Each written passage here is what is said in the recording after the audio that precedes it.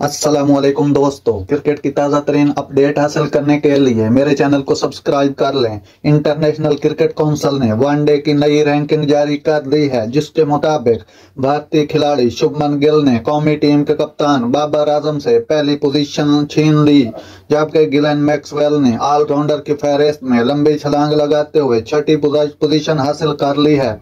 तफसीलात के मुताबिक कौमी टीम के कप्तान बाबर 2.5 साल तक वनडे रैंकिंग में पहली पोजीशन पर विराजमान रहे, जो कि अब महज 6 पॉइंट के फर्क से शुभमन गिल ने छीन ली है।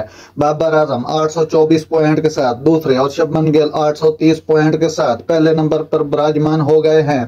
बैटिंग के शोबे में तीसरे नंबर पर जनूबी अफ्रीका के क्विंटन डी कोक, चौथे नंबर पर विराट कोहली, पांचवें पर डेविड वार्नर, छठे पर रोहित शर्मा, सातवें पर राशि वान डर डॉसन, आठवें पर आयरलैंड के हैरी।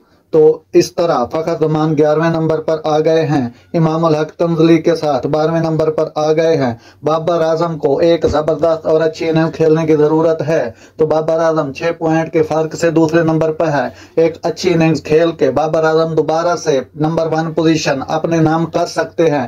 नाज़रीन, ऐसी अच्छी अच्छी खबरें सुनने के लिए मेरे चैनल को सब्सक्राइब कर लें। अल्लाह हाफिज।